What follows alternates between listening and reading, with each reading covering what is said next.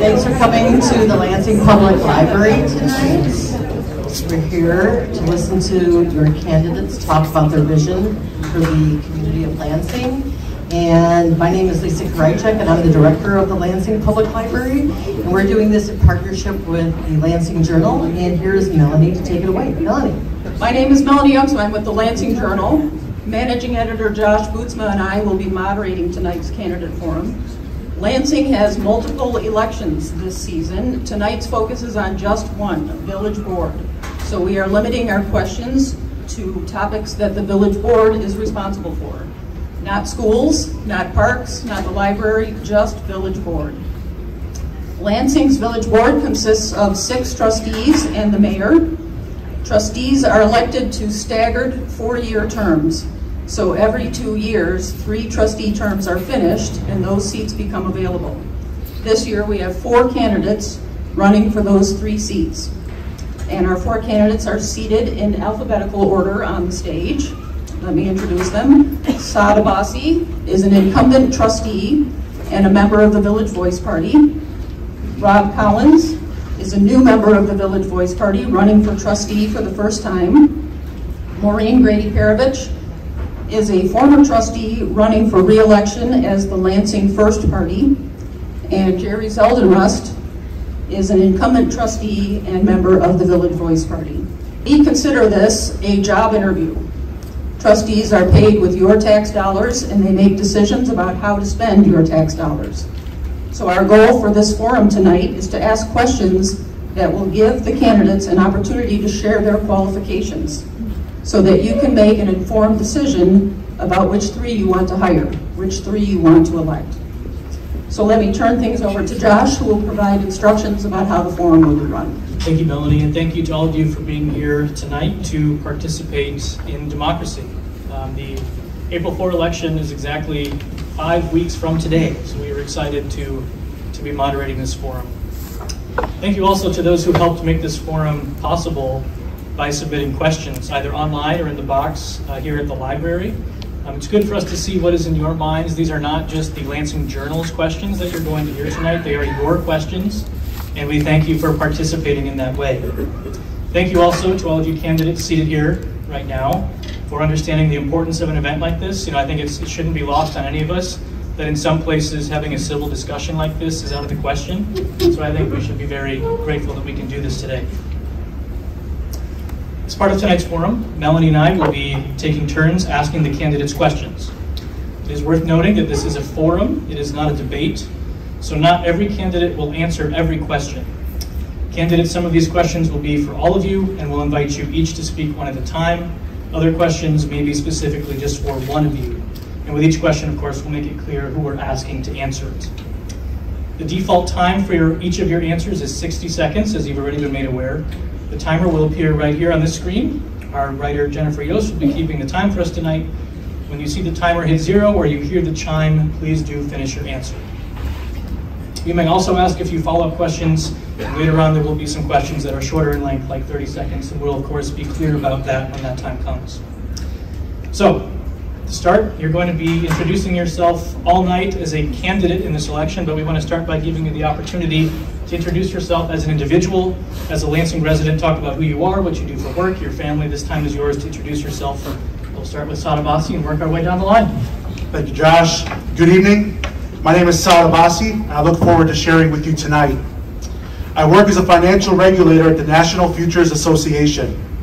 Outside of work, I serve as the board president and a coach of Lansing Little League, and I'm also a deacon at Cornerstone Church in Lansing, where I serve as the finance chairperson. I was raised in this village. Having lived here for 30 years, I'm proud to be raising my family here with my wife Lindsay and 3 children. I've had the privilege of being raised by the coaches, pastors, teachers, and community leaders in Lansing throughout my life. This is my motivation for investing back into this community and making it a place that my kids can have the same experiences. Since 2019 as a trustee, I've kept that at the forefront of each decision that I have made, and it's why I will continue to bring to the table a critical eye that asks hard questions, the time and effort it takes to do the research, keeping Lansing's long-term success in mind. Thank you. Thank you. Good evening. My name is Rob Collins. I'm running for trustee here. My wife, Bettina, and I, we have deep roots in this community. I want to make sure that Lansing continues to thrive and continues to grow. I don't want to do that from the sidelines. I want to be on the front line so that I can make sure that I do that from a place in the front. Leaders lead from the front. One thing about me, I'm a United States Marine Corps veteran. I served 10 years. I also participated in operations Desert Shield and Desert Storm. I'm a graduate of Northwestern University School of Police Staff and Command. I'm also a graduate of Lewis University. I've been in law enforcement for nearly 30 years. 12 of those years I've served as the Chief of Police. I've also been appointed by Governor Pritzker to serve on his DUI Cannabis Task Force. I'm also the recipient of the Police Medal of Valor. And one thing I bring is a lot of years of municipal government experience. Thank you. Good evening. I'm Dr. Maureen Grady-Perovich, and I'm the only independent candidate running for Lansing Village Trustee. My lengthy experience in municipal government began in the late 1990s when, as a resident, I was asked to be on the Lansing Flood Committee. I was appointed to the Lansing Police and Fire Commission in 2009 and proudly served as the secretary for 5 years. My service to Lansing continued when I was elected to the village board in 2017. I served my 4-year term as trustee over the youth center and insurance departments. I continue to serve Lansing as a board member for LACE, LARC, and the Lansing Area Chamber of Commerce. I've been a volunteer with Honor Flight Chicago since 2013, and my volunteer activities continue with a passion to give back to my community. My professional career includes a doctorate in nursing practice with enhanced ability to research and apply principles of evidence-based practice to my decision-making process. I thank you all for the opportunity to be here tonight, and I look forward to the dialogue. Good evening. My name is Jerry Zeldenrust. I grew up in Lansing, and this marks my 60th year of being a Lansing resident. After attending Lansing Christian Grade School and TF South High School, I married my wife Sheila. We raised our family here, and I've been a member of First Church PCA all my life. I worked at the Lansing Police Department for almost 30 years and retired in 2008. From there, I went on to the Moody Bible Institute in Chicago, where I served as their Chief of Public Safety. That ended in 2014. All these things prepared me well to serve as a Lansing Village Trustee, which I have done since 2017. During that time, I've learned a lot about village government and how to work well with our administration and department heads to keep Lansing solid and growing. Those 6 years have gone by fast. In many ways, it feels like we've just gotten started. I care deeply about the village I call home, and I'm confident that everything that I've experienced in my life to this point has prepared me for this job at this time. I'm Jerry Zeldenrust, and with your vote, I'll continue to achieve the progress that we all desire for Lansing in the years ahead. Thank you, candidates. We have 2 parties represented on the stage tonight. Saad Abbasi, Rob Collins, and Jerry Zeldenrust, you are part of the Village Voice Party. Maureen Grady-Perovich, you are the Lansing First Party. Let's start with the Village Voice Party. Jerry Zeldenrust, you were appointed as a trustee in 2017. You were elected as a trustee in 2019, and now you're running your 3rd campaign for trustee. As a founding member of the Village Voice Party, can you share 2 points of the party's platform that you personally feel strongly about? Certainly. Thanks for the opportunity. Village Voice Party has a campaign that's hard to put down into 2 points because, as you know, as a trustee, you worry about all the points. And probably the 2 that jump out most importantly to me are to continue our staffing and at the police department and the fire department. That's a challenge today in both of those realms, and I'm thankful that we were able to develop the lateral transfer for our police department and for our test-in strategy for our fire department. Staffing is important. It addresses many things in the budget, including overtime, as you know. The other part of our campaign that gets me excited is economic development, the restructure of Torrance Avenue. From one end to the other, it's beautiful to see the new businesses that are coming, and that's just the beginning. Look forward to filling out all those vacant properties and buildings with new businesses that bring the important retail sales tax that we thrive on. Thank you. Saad Abbasi, you joined the party in 2019 and won a trustee seat in that election. Same question to you. Can you please share 2 points of the platform that you personally feel strongly about? So 2 areas I'd highlight just right off the bat. One is infrastructure. We need to responsibly prepare for infrastructure projects in our community. And what I mean by responsibly prepare, that's having a 5-year capital plan, thinking about equipment replacement, thinking about road repairs. Many of you might not know that Lansing has over 90 miles of roads that we manage as a community. And that takes financial planning ahead to be able to repair those. And we can't get behind, we have to spend money in those things. When I speak about spending money, that's another area of our platform, and one that I care deeply about is fiscal responsibility. We have to be intentional about the revenues that are brought in as a village. We have to be intentional about not always seeking to increase taxes. In fact, as a trustee, one of the things that I've championed for and has been received by members of my party and the administration is slowing the growth of the village's tax levy. And by doing that, we've still seen infrastructure investment in our community. Thank you. Rob Collins, you joined the party for this election. Which 2 points of the party's platform do you feel most strongly about? Thank you. One of the platforms that I do feel very strongly about is public safety. Public safety is everything. People who come out of their houses, go to work, come home from work, you have to feel safe. You have to be safe in your community. But also economic development. But we can't have a lot of economic development unless we have a safe community.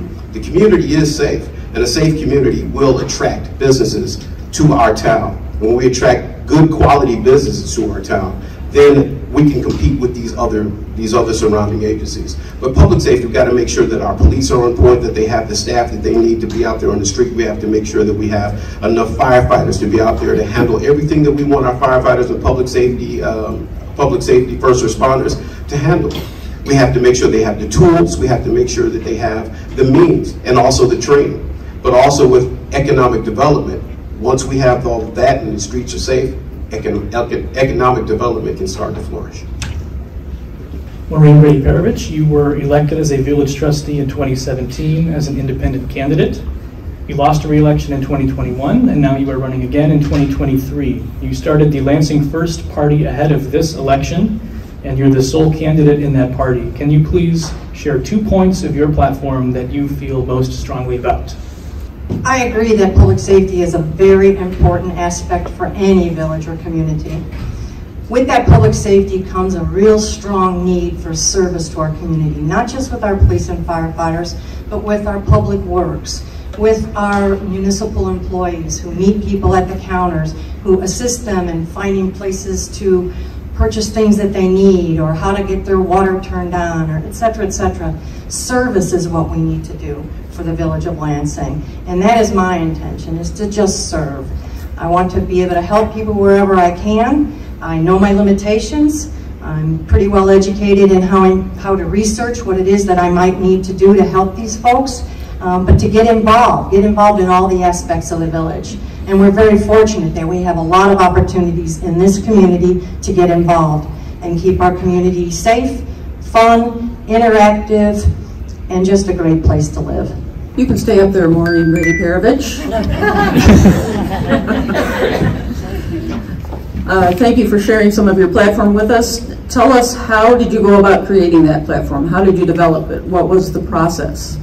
My process is, service has been what's important to me. I've been a nurse for 43 years, and that's what I can give back to my community, whether it be taking care of patients in places that I'm employed, teaching future nurses, working with the different entities in healthcare. I'm very fortunate to be able to do that. So service has always come important to me.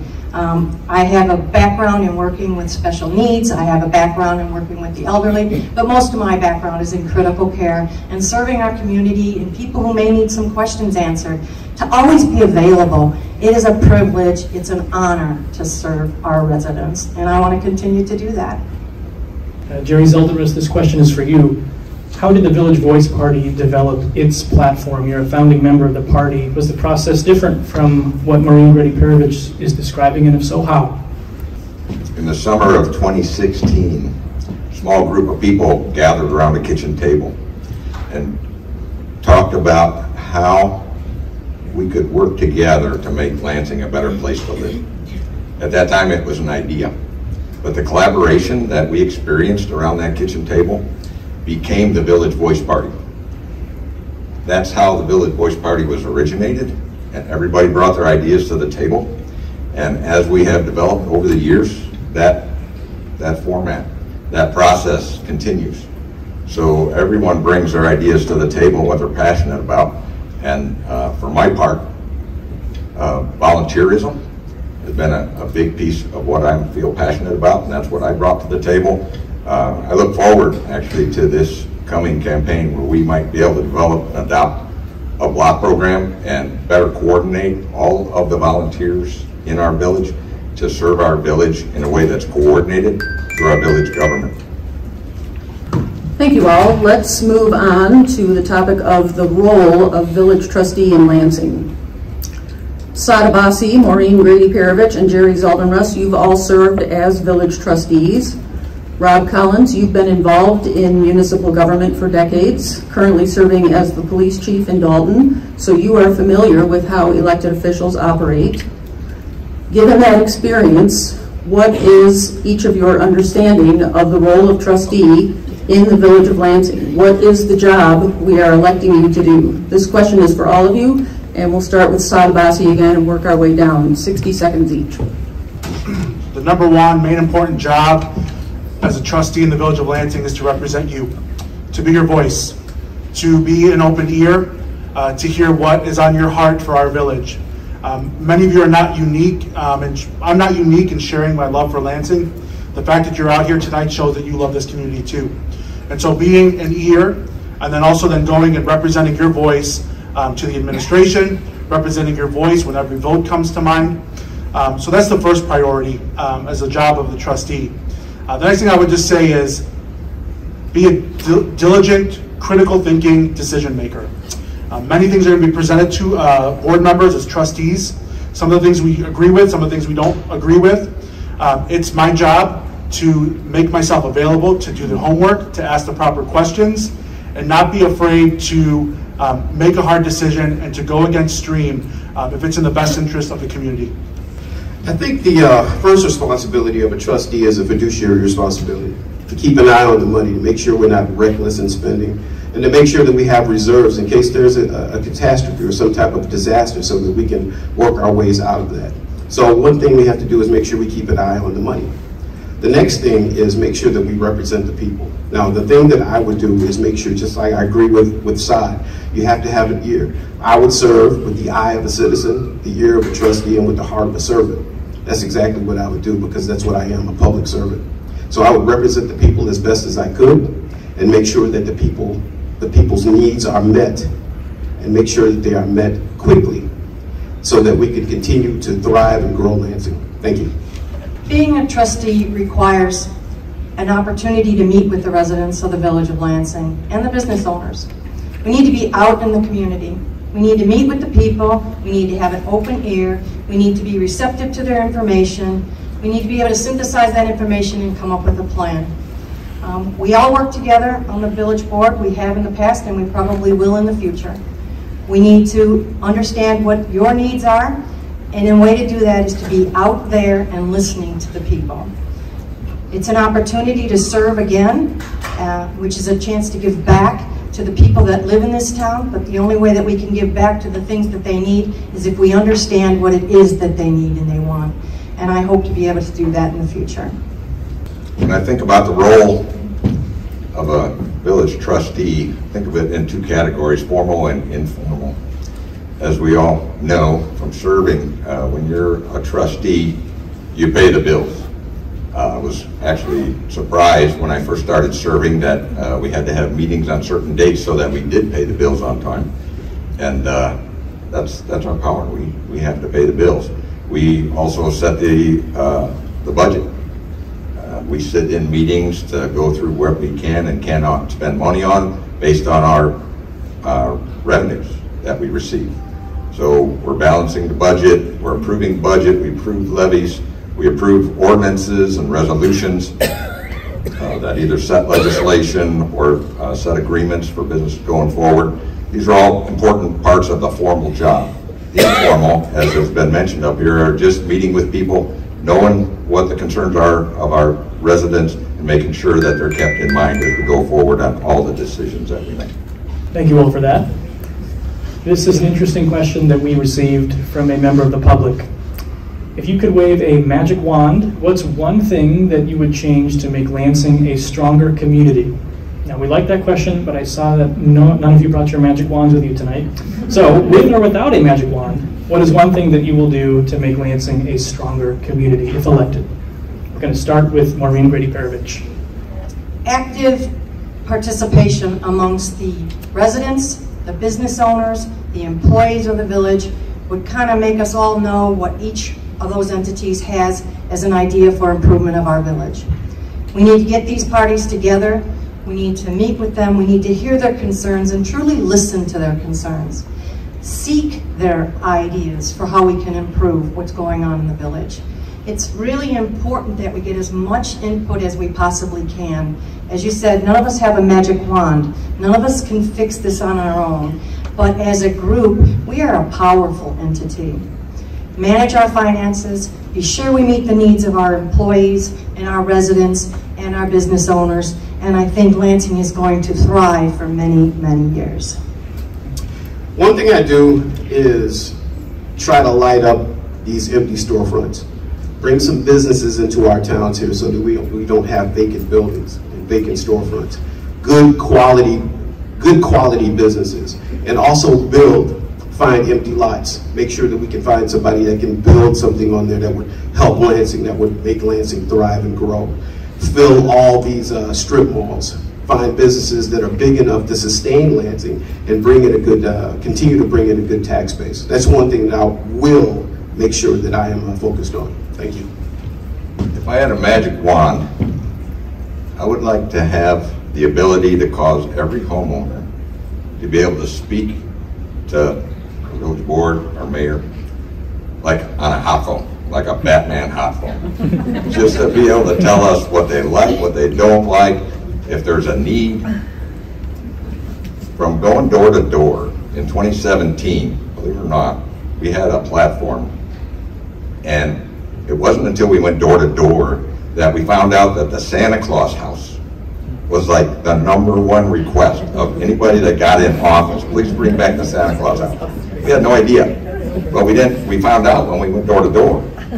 So as now, when we go door to door and we meet our new residents, they're tickled pink to be here. They've moved from some other place, Chicago, who knows where. They're happy here, they love it here, but they don't tell us that until we come and ask them. So if there was a way to get that communication going, we'd all be better off and feel better about how we're governing. Thanks, Josh. If I had a magic wand, honestly, I would protect us from some of the external pressures that we face as a community. Being a border town of Indiana, being in Cook County, being in the state of Illinois, we sometimes have a chain attached to us as Lansing, Illinois. And so I would find a way to get us out of that, but that's not realistic, right? So the elements of the finance of the village is one area that I care deeply about. And so as I just think about improving the village, I would want to leave my 4 years as a trustee on a better financial foot than maybe we enter it. And we're walking into this next 4 years at a healthy spot. We're growing our cash reserves. We're slowing the growth of the tax levy. But I would ensure that fiscally we're prepared for the next 10, 15, 20 years to be able to think of new ways to generate revenues, to not always have to think about passing those costs of village government on to the taxpayers. Thank you all for those responses. We're going to move on to individualized questions now. So these are personalized questions for each of you. Rob Collins, we're going to start with you. You are the police chief in Dalton. Dalton is a village in which the mayor and the trustees often do not get along. There have been lawsuits, accusations. At some point there was separate meetings where the mayor holds one meeting and the trustees hold another. As police chief, you've had a front row seat to observe all of this.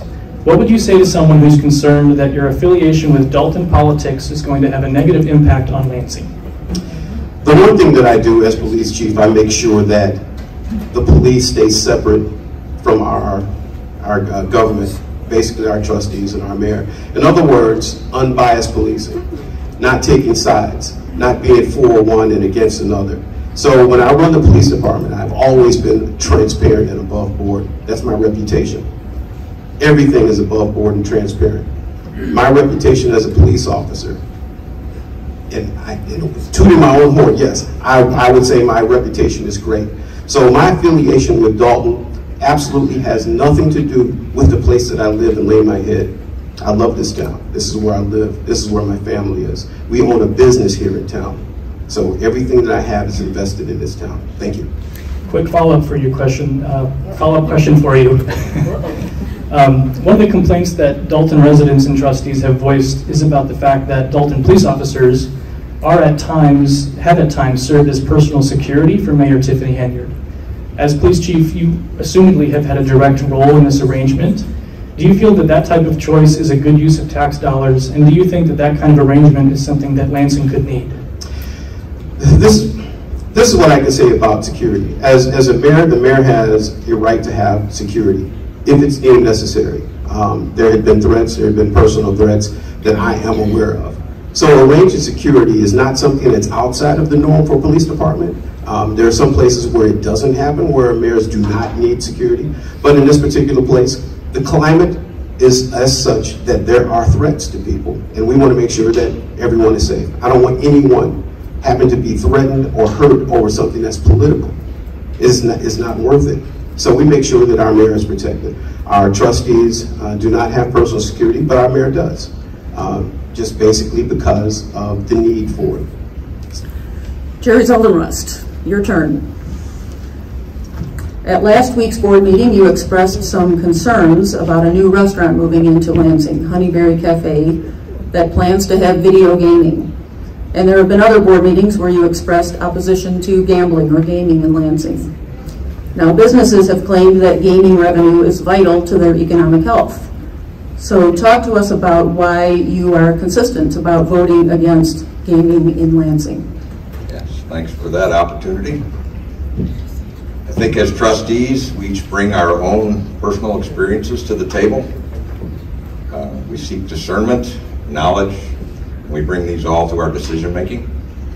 In my life, my family, extended family, gambling, alcoholism, other addictions have played a part and left an impression on me. And it also goes to what type of village that I want to leave to our kids and grandkids. So I don't think gambling has a place in our local businesses. We have a track record where we tried to instill gambling and a liquor license for a business that was having tough times. It does not save them. And if we make it part of our agreement that gambling has to be maintained, and then a restaurant per se does not do well with gambling, taking up seating, they can't change it because we made it part of the agreement. That's why I'm against gambling. Saad Abbasi, you have voted in favor of some gaming-related proposals, most recently at last week's meeting. Explain how your thought process might differ from Jerry Zoldenrust. On a personal level, it doesn't necessarily. In an ideal world, we wouldn't have video gaming in restaurants. We wouldn't have the need for that. But as I shared in my last answer, our businesses are facing tough times in our community. And they're fighting against high property taxes from our county. They're dealing with high costs of paying wages because of state mandates and county mandates. They need revenue sources. And so being a trustee, I have to be willing to take my own personal feelings, add those with my feelings as representative of the businesses and the residents, and come up with an informed decision. It's not always easy, but we have a precedent. Our businesses are allowed to do that right now. And the previous business that was allowed, and I respect Jerry's position on it, they're going to do it in a way where they can block off the gaming and not be in the middle of the dining area. So I felt like it was an appropriate decision to make at the time. Maureen Grady Perovich, we've already heard a little bit about how gaming and liquor are often related. Since 2017, the village board has voted at least a dozen times to amend the liquor license code and allow additional businesses to sell liquor in various ways in Lansing. As a trustee, you've had the opportunity to vote for or against some of these changes, and as a board member of the Lansing Area Chamber of Commerce, you have some understanding of the economic impact a liquor license can have on a business. So please explain any thoughts that you have about the process of granting liquor licenses in Lansing, and do you think there are ways that that process can be improved? I don't necessarily believe that liquor licenses go hand in hand with gaming. However, I do understand that the laws in Illinois say that gaming must have liquor licenses. So does one cause the other? I can't answer that. I tried to look at each of the businesses when they brought their business plan before the village board individually and decide whether or not that was a good environment or an appropriate place to include both liquor and gaming. In one of the situations when I was on the board, we did have 2 places that were applying for liquor licenses, but only one was applying for gaming.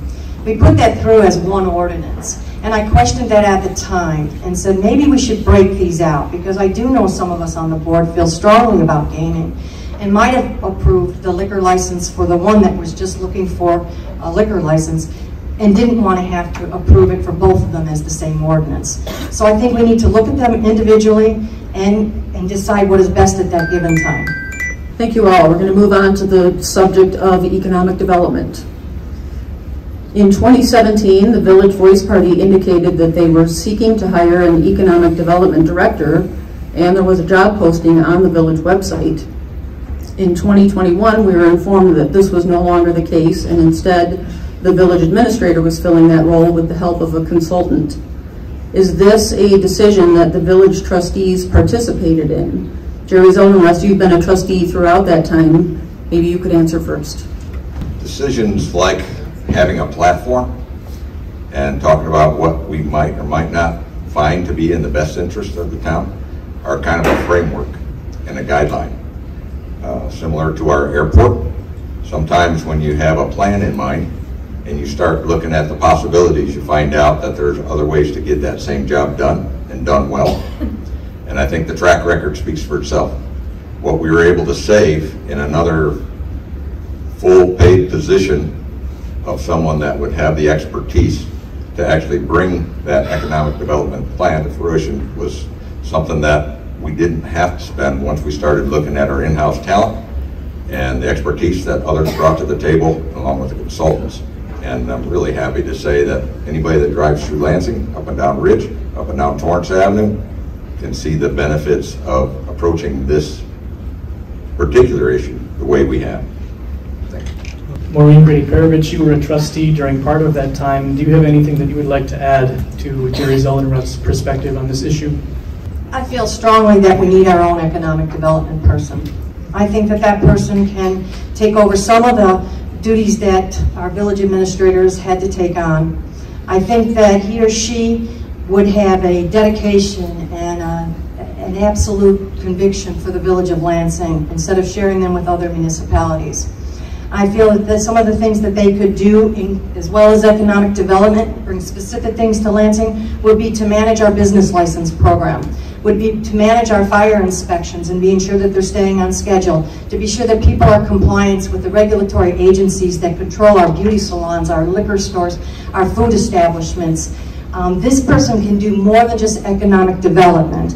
They can be sure that the businesses that are in town are making a difference, a positive difference here in Lansing, because that is what they want for our community.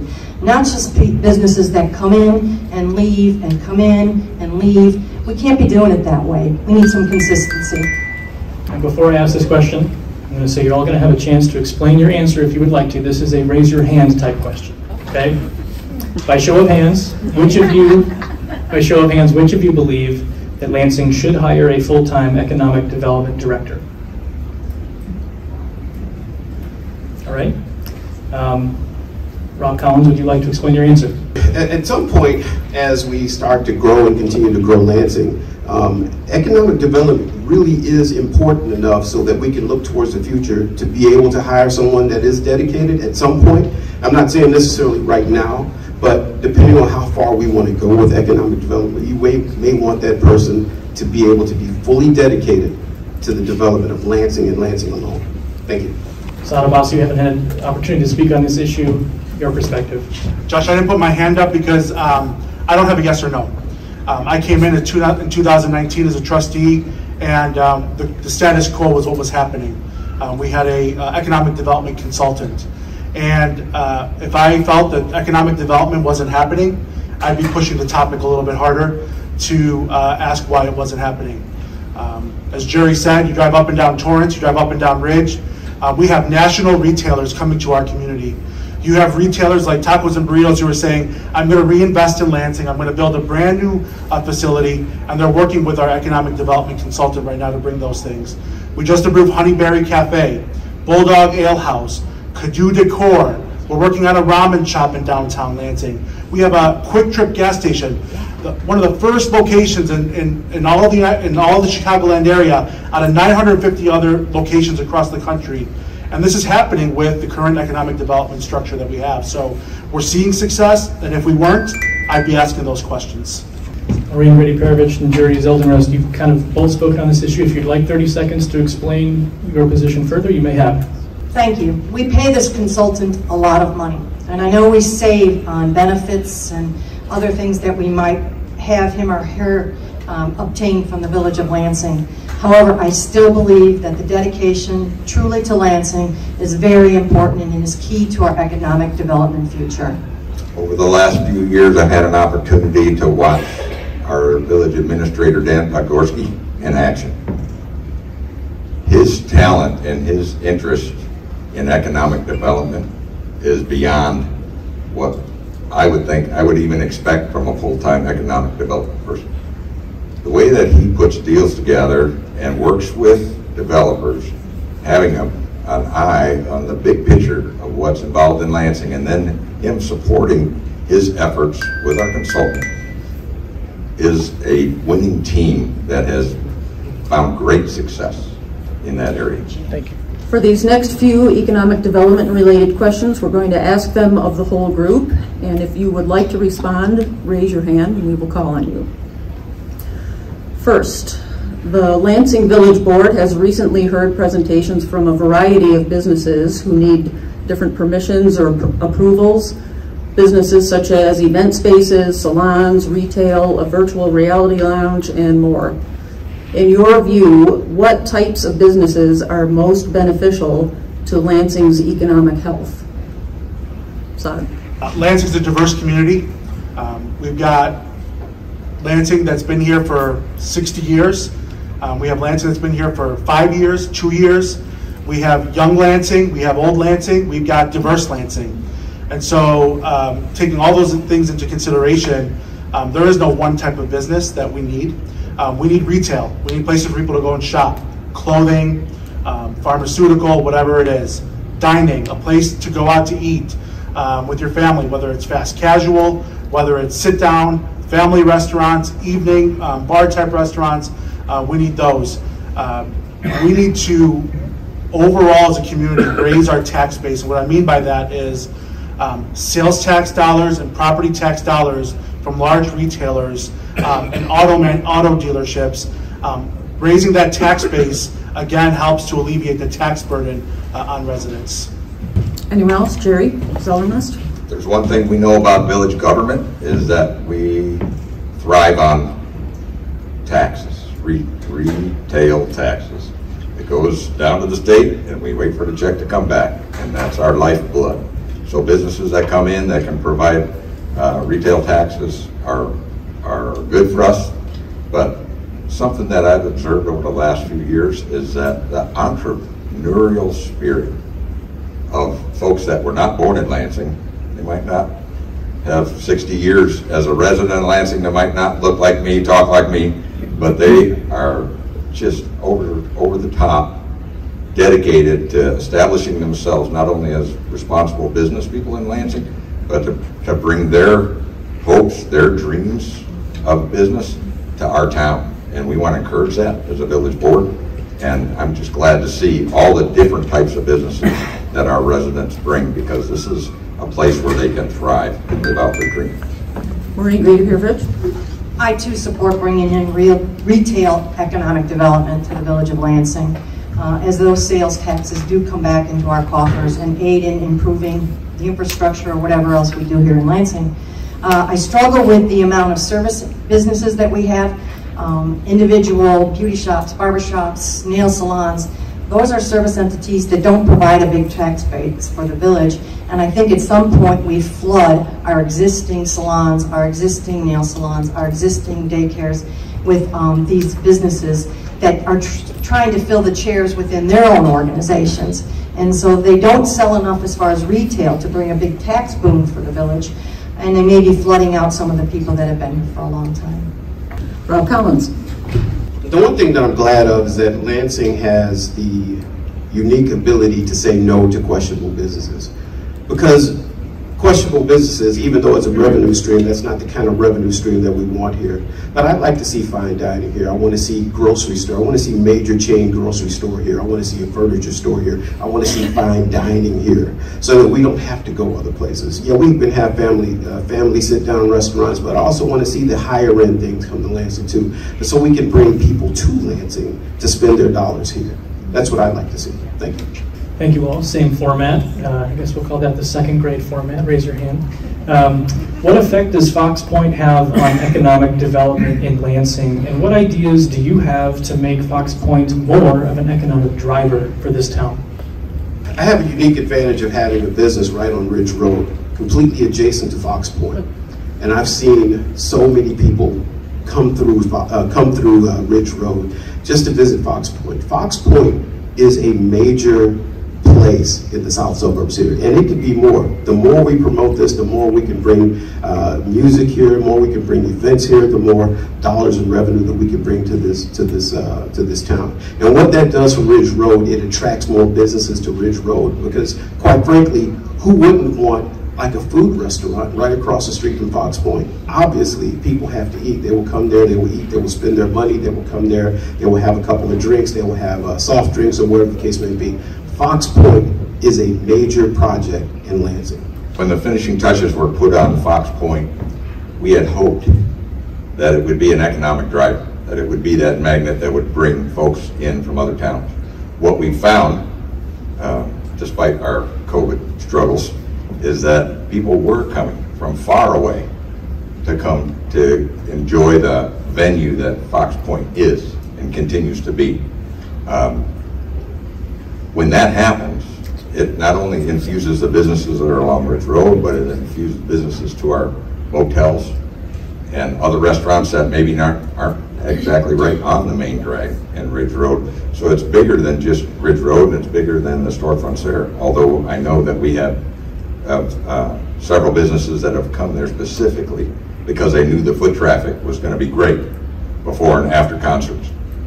We know it's going to be a driver. We've seen the beginning steps of it, and as we do ticketed events and other names that would bring folks from further away, I just know Lansing's going to thrive because of Fox Point. Same format. In what ways does the Lansing Municipal Airport serve as an economic driver in Lansing, and how could it be better utilized? Anyone? Jerry Zoldermust. There's 3 economic drivers in Lansing that hold great potential for bringing our village to the next level as far as folks coming in to spend their money. The Ford Hangar's number 2 on that list. It's a historic landmark, we know. It took a while, but once it was taken out of the footprint of the airport, we can now utilize it as an event center. We've already had a wedding there, we had fetching markets there, and as we develop it to the point where it can be more user-friendly, running water, heating, and air, it's going to be a big driver for folks to come in and use that very unique venue. Where else are you going to have a venue that is a hangar, an airplane hangar, in all of its original steelwork and location right on the airport there? The third one will eventually be the sports center at the end of Chicago Avenue, where we have our ball fields and our soccer field, or our volleyball courts. So as it relates to economic development at the airport, I have to admit to you, when I was elected in 2019, I didn't know anything about municipal airports, but I set out a goal to learn. And one of the things I learned about the Lansing Municipal Airport and other regional airports is how they provide relief to larger airports in our area, such as Midway and O'Hare. And I learned that corporations are looking for places to land their corporate airplanes and have home bases for their corporate airplanes to be able to provide relief from those bigger airports and to have close access to not only Chicago, but all the major interstates that we have around us. So as a trustee candidate, I know the VPP cares about this, extending runway 1836, making it a longer runway so that we can have more corporate airplanes landing there. I think that's a goal that we need to seek federal funding for that will drive corporations making Lansing Municipal Airport their home base. And I agree with what Saad is saying, but I think in order to build the airport as an airport, we need an airport manager. We need someone who's an expert in this type of activity, which, by the way, I am not.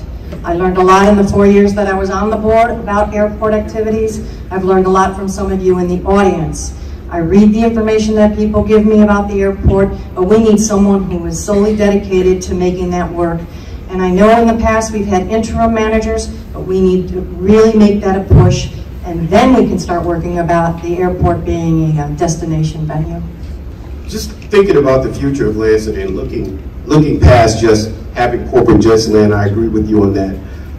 Instead of just having the presence of corporate jets, I'm thinking towards the future of maybe a fly-in entertainment venue, fly-in fine dining, things that we can look at in the future. Why would someone want to fly here? Give them something that they can fly in for. They can land, go to Fox Point, go to some other fine dining establishment and fly out. We can make this a destination place. All right, this is our last question of this hand raise format here. The state of Illinois has announced that it will be granting more cannabis dispensary licenses this year. If someone came to Lansing wanting to open a cannabis dispensary, what would be your stance on whether or not Lansing should include such a business as part of its economic portfolio? Location, location, location. I think it needs to be away from our schools. I would be a little concerned about having it in the family-oriented area of Ridge Road. But I think it is a wonderful opportunity for revenue within the village of Lansing. They're going right down the street to Calumet City, and soon they'll be going to Linwood as they are opening up a cannabis dispensary. But location is key. We have to find the right place for this to protect our young people and yet still make it available for those that are interested in cannabis. It's hard to deny the revenue that legalizing recreational cannabis would have in Lansing. It's hard to deny that.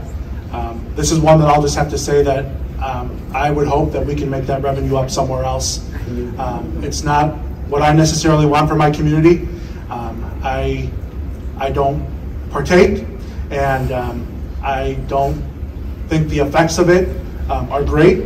I don't know enough, of course. I'm sure there's people that would argue against that, but I personally would hopefully see our community raise up revenue another way than having to allow recreational marijuana in our community. We currently don't allow it, and I certainly would be one in favor of keeping it that way. And I'll just tell you, there are people who want to open up shops in Lansing probably tomorrow if they could. But I think there's other ways to raise revenue in our community rather than going down that route. Probably not a big shock to everyone. Almost 30 years in law enforcement, I spent a big portion of that giving talks in schools to kids about the dangers of drugs and marijuana specifically. I'm not a doctor, but I did learn from my studies and from my talks that I gave that THC, the active agent in cannabis, is stored in the fatty tissues of the brain, and it sticks with people that use it. It starves them of their energy, their motivation to achieve, and it's bad for our kids and it's bad for our adults. So I have a big problem with cannabis dispensaries in our town or any other town. Only have say in Lansing, and it goes back to what I always envisioned from the old movie It's a Wonderful Life. Do you want a Pottersville or do you want Bedford Falls? I want Bedford Falls for our residents and for our kids, not the others. Thank you.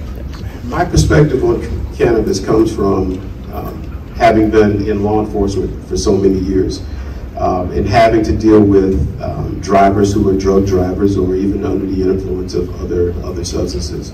But as Lansing, we have the ability to say no to a type of establishment like this. I'm not personally in favor of it, but if we had to do it, I would agree with that. Location is absolutely important. We would not want it anywhere near our schools or anywhere near a family type of organization or a park or anything like that. Ideal place may be down towards the Landys if we had to do anything like that. I would not be completely in favor of it, but if we had to, we would absolutely have to make sure that location is it. Thank you all. We're going to move on to the topic of budget. Trustees are generally expected to review the village budget and be familiar with millions of dollars in income and expenses. So we have just a couple of questions in general about the budget that we'd like each of you to answer, taking turns answering first. And these will be shorter answers, just 30 seconds each. First, and Saad will be the first one to answer this, where is Lansing wasting money? You know, that's probably a kind of a subjective question, right? Different things matter to different people. And so where one might feel like an investment in a certain area, some might view it as wasteful spending. One of the things more important to me than where's the wasteful money is, are we spending responsibly, and do we have a balanced budget? And do we have a surplus every year, which as long as I've been a trustee since 2019, we've had a surplus at the end of the year, meaning our revenues come over our expenses. That's what's more important to me. Having not been in Lansing government yet, I don't know the status of this budget just yet. But what I can say about a budget is the bulk of the budget is taken up by salaries. And overtime is always a big issue. But what I can say about overtime, especially when it relates to a police department or fire department, is those departments are severely understaffed. And it has to be made up. You do want people out there on the streets. You do want people available. So you have to pay those premium rates to get somebody out there. Completely agree with Mr. Collins on that. The overtime can be very painful to any budget, and staffing is very important. However, if we have excessive amount of overtime, you have men and women out on the street, particularly in public safety or firefighting, that may be too tired. And as someone who works in the business of insurance and medicine, any mistake made, first thing they're going to do is want to know when that person's rested last. We need to make it a priority that we staff these departments appropriately. I'm sitting there trying to think of why this shouldn't be called a loaded question, but regardless, is it loaded or not? There was an area of waste in Lansing. It had to do with our water. We bought water, and then we had water bills coming in, and they didn't match what we bought. We were losing it. So we put a program together so that we would have better control of the water that was going into people's houses, and also finding leaks along the way. I'm thankful for an infrastructure plan that addresses all of that. Kind of the opposite side of the coin of that question regarding the budget, where do you feel that Lansing should be spending more money? What should we be prioritizing more? Rob Collins, we'll start with you, 30 seconds. I'm a big advocate of training. So I would say within the Human Resources Department, to ensure that all employees receive additional training, especially in the police department, especially in the fire department, because those are the most critical areas of the government. Having been in that particular situation, I make sure that my officers are trained and well trained, and we seek training. So a large portion of that budget should absolutely go to training under Human Resources Department. I think, too, we need to invest our money in our infrastructure, and one of our strongest assets in this town is our Public Works Department. Those men and women are out there day in and day out trying to serve our community, and if we can keep them engaged in our community, staying here in Lansing, enjoying that they work for us, and continue to hopefully want to stay living in Lansing, although we don't have residency, it would be great to have Public Works be supported. Another question, you might assume my answer, but it'll be for the wrong reason. I love our police department and our fire department. Unfortunately, staffing is such a crucial issue today that we have to do better at spending the hard-earned money that we know it's going to take to recruit officers that want to stick around. That goes for firefighters as well. Fortunately, the going rate for salaries is one that we're going to have to meet in order to keep qualified first responders on the street. I'd love to see us double our code enforcement department. As a homeowner, I would love to see other homeowners taking care of their properties. That takes personnel, takes manpower to go out and write citations, to go out and look at parking lots and see that they're dilapidated, and to enforce the codes that we have in the books. Look, we have great codes, I know that. I used to be on the Planning and Zoning Board, I understand those ordinances, but you need the personnel to be able to enforce those things, and that's where I would invest money. Thank you all. We received a question from several Lansing residents, and this is probably a common complaint that you've probably already heard.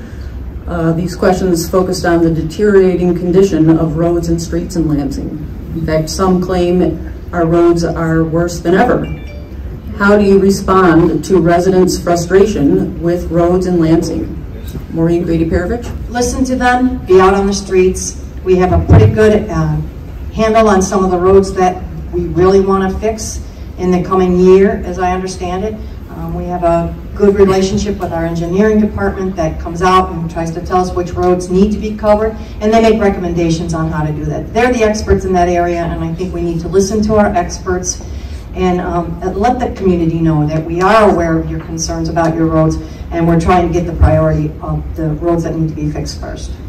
In 2017, our roads were so terrible that people were parking in mud holes in front of their house. I remember one house specifically was over off 177th and Wentworth Avenue.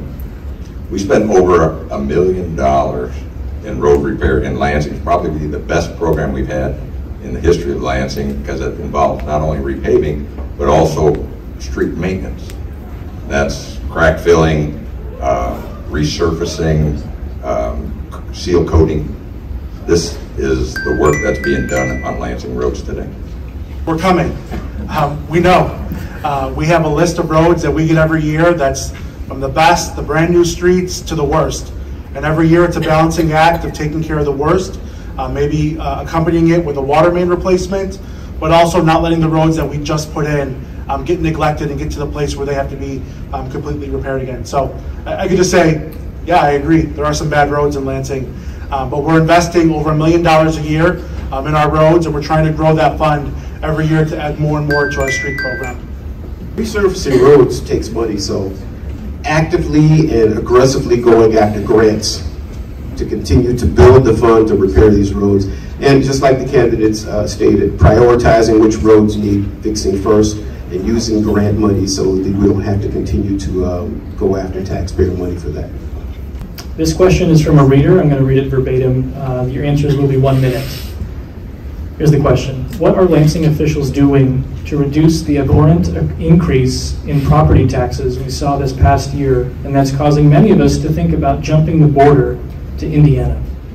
Jerry Zeldin, will you start us? There's a few things that strike at the heart of homeowners and business owners more than taxes, increased taxes.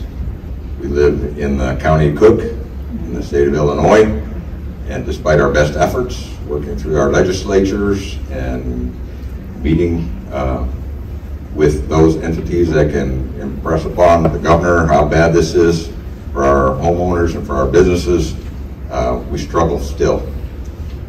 We met with business owners to put together a consortium to try and approach it in a way that brings a voice for this concern to Springfield, and yet we struggle, right? So, taxes continue. We know it's a struggle. The best we can do is get a hold of our representatives to stress upon them how it's affecting us as a small town, USA, and continue the fight to express our concerns and get taxes reduced where they can be. I was pretty mad too when I saw my tax bill, the most recent one. It jumped up significantly, and that's why I'm passionate about what I keep talking about, is growing the tax base, bringing new businesses to our community. I don't know if you knew this, but Lansing, the village of Lansing, all these services you're receiving, police, fire, public works, your streets, all these things, only 15 to 17% of our property tax bill goes to the village of Lansing. But that 15 to 17% I'm committed to you that I want to ensure that we're being very responsible with that 15 to 17%. Trying to reduce the amount that we have to come to you with increases. I've been proud the last 2 years. We have not raised the tax levy, the maximum amount that is allowable by state law, because we are thinking about each one of you as taxpayers, because realistically we are as well. We're homeowners in this community, and we get those same tax bills as you do. I agree with growing the tax base, but we also have a county government. And how often do we take our concerns to the county government? We as a group, as a people, as a municipality, we can take our concerns to the county and hope that other municipalities will follow suit. If we can get the county to listen to us, listen to our concerns, and maybe we can start doing something about these property taxes. Thank you. Yes, we need to get the county and we need to get our state people involved as well. We need to express our concerns. We need to work as a conglomerate of people and entities to control the taxes, just particularly in the south side. We are really in trouble in the southeast corner as compared to our northern suburb friends. So it's really important that we get to our state and our county officials and work as a group to be sure that we cover and we take care of the tax issue that we're dealing with here in Lansing. Thank you all. We're going to move on to a new topic, the Human Relations Commission. And this question is for all of you. Forming a Lansing Human Relations Commission became a priority after a racial incident happened in Lansing in 2017. The commission was officially formed in late 2018. In what ways has the work of the Human Relations Commission helped make Lansing a place where racial violence and misunderstandings are less likely to happen? We'll start with Rob Collins. I have to be honest, I don't know enough about the Human Relations Committee to say or speak intelligently about what their role is and how they've been effective. But what I can say about the Lansing is that this is a diverse community. I embrace diversity. Everyone on this panel embraces diversity. We all want to see the best for Lansing, and one thing that we can do is we have a Human Relations Committee. Let's support them. Let's find out what this committee needs, what they want from us, what would they like to see, and how can we help them, and how can we help them help the community. That's what I'd like to see. I would say that the Human Relations Commission, part of it is just understanding.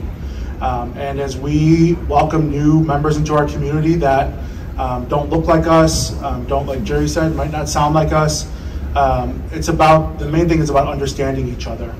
And the work of the Human Relations Commission is reflective of the priority that I know the Village Voice Party has as a platform concern. And we represent that in the candidates that we choose to run. You look at the board up there, it's a very diverse board because we want to be representative of those that are in our community as well. You look at our department heads that are being hired, we're seeing diversity in our department heads. You look at our police department, you're seeing diversity within our police department. All of these things happen because we have an awareness of the diversity of our community and seek to desire understanding amongst each other. Slight correction on the historical data. That table that we were talking about earlier in 2016, those conversations included a Human Relations Commission. It was already in the works as a platform item prior to the incident that you mentioned.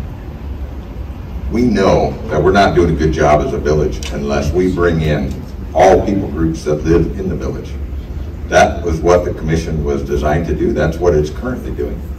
So by having the Human Relations Commission, just another name for a way to get people together to talk about what we have in common, which is more than what we have between us that is different, builds those building blocks so that if any kind of incident happens in our village, we will have already done the hard work of understanding each other and knowing, for instance, that our police department is all about protecting each other and does it universally without bias. Some of the delay in getting the Human Relations Commission off the ground was they had to develop their mission statement, and it took some time. Those people invested a lot of time and energy and knowledge in trying to make a mission statement that we can be proud of. And now we've got a very strong Human Relations Director, I think her title is, as the chairperson of that commission. And we have strong trustee leadership on the HRC that is trying to bring that mission forward and identify in areas that we can continue in that mission or maybe even improve the mission statement of the HRC. I think we need to give it a little bit of time to grow. I see it growing almost every year that it's been in play. We're going to move on to a category of questions we are calling community engagement. We're going to start with an interesting topic that our current trustees have had a number of conversations about, both in public board meetings and I'm sure as well in smaller settings. Half of you have already had a chance to vote on this and half of you have not. What are your thoughts on the question of allowing responsible residential chicken keeping in Lansing? Do you believe that chicken keeping should be allowed in the village? And do you believe a pilot program is a good course of action? We're going to allow 30 seconds for this topic, and we're going to start with the two of you who've already had a chance to vote on it. Jerry Zoldenrust, will you start us off? My hat's off to Mr. Adam Barker and the way that he has brought this item to the forefront repeatedly and earnestly and unflappably. He has done his work and done it well. Unfortunately, we all bring our experiences, again, to the table. As I explained to him and to the board, I was one of the few trustees that actually raised chickens, and I know that between the waste, the feed, and the other things that come with them, it's just not a good fit for Lansing. They remain on our wild animal list, and they should be. Todd Abbasi, you also voted on this issue. Can you share your thoughts in 30 seconds? I think my biggest concern is that I don't believe Lansing has the lot sizes in the backyards to allow for chicken raising right now without a disruption to neighbors. And I'm open to furthering that discussion. I've had many conversations with the proponents of chicken raising. I've had many conversations with the opponents of chicken raising in backyards. And they both bring up good points. My own leaning is our backyards are not designed for chicken raising. And because of that, I'm currently on the side of no. Rob Collins, you've not had a chance to formally vote on this issue, but what are your thoughts on it? My thoughts are, as a person who would be a neighbor of someone keeping chickens, if the property is large enough, I would be willing to sit down and enter into conversation about maybe loosening the restrictions on it. But currently, it's restricted. I stand with that. However, I would look at it from the standpoint of being a neighbor next to a chicken keeper. Would that disrupt my way of life? I'm not opposed to a pilot program, considering the amount of space that might be needed to safely and be a good neighbor to raise chicken coops. I am a little bit concerned, though, about the increase in the H5N1 virus that is the avian flu right now. CDC is reporting to this day that we have an increase in it, and it is very harmful to our domesticated animals. I wouldn't want to see someone invest a lot of money in a program that is bound to fail in the event that these animals become infected. Somewhat related to that, this is a 30-second question for anyone. You can raise your hand if you want to answer. What advice would you give to residents who want to see change in their community, whether it's something like keeping chickens or some other general issue? What advice do you have for residents? My advice is we need to hear your voice.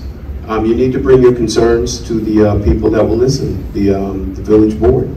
Bring those concerns or set up meetings with individual trustees, set up meetings with the mayor, the village administrator. We won't know what your needs are unless you tell us. So I would suggest and I would advise and encourage, bring your voice so we can hear what your needs and wants are. Do your homework with that voice. Be sure that you bring the information of the pros and the cons of whatever it is that you're proposing. A lot of us want to learn. Learning is a lifelong process, and if we hear from people that have done the research and want to tell us what their project is and how they plan to implement it, I think they're going to be heard and listened to by most of the people on this board. My advice to that, for anyone who wanted to bring an item of change to the village, I would point them to Ms. Diane Lund. She's our bee lady. What struck me about Diane and her husband, how they approached this topic, is that they were patient with us. They provided information. They challenged us to think outside the box. They provided those pros and cons, but they also had sample ordinances, and they gave field trips. And by the time it was all done, it lasted and stands as a go-by. for how people get ordinances passed in Lansing. I think as a trustee, one of my greatest joys has been receiving emails and phone calls from residents and getting pulled at a restaurant or at Fox Point and getting asked about something happening in our community. So I would just invite you. We take that role. I take that role very seriously when you send an email and you want to ask a question about your community. So don't be afraid to ask. You have public servants that are ready to meet you where you're at. And I would just welcome that community engagement that way. Thank you all. We do have one more question that we can ask before we get to closing statements. However, we do want to give any of the folks here gathered today an opportunity to share their voice if they would like to. So this next session is going to be no more than 5 or 6 minutes long to make sure we have enough time for closing statements. We want to briefly open the floor to those of you in the audience tonight who would like to ask a question of the candidates. If you do have a question, please raise your hand and we will run the microphone to you. Please introduce yourself as well. My name is Bob Malkus. Recently, the state of Illinois approved Southland reactivation legislation. It does deal with a number of benefits that could be given to a community that deals basically tax advantages that make use of their unused land. Have you ever heard of that, or could you consider looking at it to see what you can do about it in the future? Yes, I've heard of it. No, I don't know a lot about it, but I'd be willing to listen to them. And I'm not actually certain of what unused land we have here in Lansing. So I think it would take a little bit of involvement from multiple people to see if that is something that fits our need. But anytime we can get a tax advantage by whatever it is that we can do through the village, it's a good idea. There's over 150 acres of available land at the airport in Lansing. Okay. Bob, I have heard of that act. I haven't done a lot of research on it. I do know there's other programs for economic development in our Southland, enterprise zones. We have Class A property incentives. We have other type of economic drivers for people who want to develop in our village. I will just say this, our economic development consultant is an expert in those areas. Our village administrator knows those things as well. And they are presenting those options to developers when they come to try to lure in bigger developers and even small business owners as well. I'll hold it nice and close. My name is Penny Sumner. Are there any plans to increase affordable senior housing, somewhat like what Lake Point Seniors has in Linwood, or perhaps maybe a development of tiny houses for seniors, for those of us who want to remain in Lansing, but we can't handle a house anymore? I'm not aware of any specific plans, so I can't answer that question specifically, but I do think it's a great idea. Anytime we can keep our seniors in their hometown, I think it's a great idea. But I'm not familiar with anything specific, Penny. Thank you for the question. When those opportunities arise from our developers, we'll certainly consider those. I think you look at the Full Circle development on Torrance Avenue and Thornton Lansing Road. That's a development for, we try to prioritize veterans, disabled individuals, seniors, to be in affordable housing. I think of the, and I'm sorry I don't know the name of the facility, but it's St. Anthony's over by KC's. That's an example, and they've come to the village and they've asked for memory care and they've asked for independent living, and so those discussions are being entertained when they're presented. I personally am not familiar with any plans, but you mentioned tiny houses. There are places that are having great success with the tiny house program. That's something I'd be willing to sit down and listen to. Yeah, this is the question. What happened to the dollars, and what are you all doing in place to make sure that a savings and loan, or for that matter, any other bank, does not embezzle funds? Is that a question that needs more research? Jerry Zeldenrust? I think it's important to keep in mind what the role of a trustee that we talked about earlier is. There are certain things that are on our political mind and that are on the evening news that we don't have control over as a village trustee. You can name your topic that's being addressed by presidents and other, officials that run for office and where they stand, but in our realm, I believe that I'd be accurate in saying that's beyond our realm as trustees. Thank you for the time you've spent here tonight providing thoughtful answers to the questions that are on the minds of the members of our community. It's now time for closing statements. You will have up to 90 seconds, a minute and 30 seconds to give your closing statement. The time is yours for whatever you want your closing statement to be. We encourage you to keep this question in mind as you form your answer. Why would Lansing be better if you were elected or re-elected as a trustee? Rob Collins, will you give your closing statement? Thank you, first of all, to the Lansing Journal and also the Lansing Library for hosting this forum. One of my major concerns is public safety. As I said earlier, Lansing is a safe community. And the reason I say that is because I see it every day. I see the officers out there. I see things being taken care of. I also want to make sure that every effort is made to keep Lansing as a safe community. That's why I'm proud to serve on the Lansing Board of Fire and Police Commissioners, so that we can ensure that we hire the best of the best firefighters, the best of the best police officers. The Lansing residents should feel safe, but we should also be providing them with a blanket of safety. A safe community also attracts good, reputable businesses. And Lansing residents deserve a variety of good choices as to where they dine and to where they shop. So my time in the military and law enforcement has prepared me to take on the challenges of today. I don't shy away from hard work. I really do invite it in. I've been in tough situations and I've made tough decisions over the course of my career.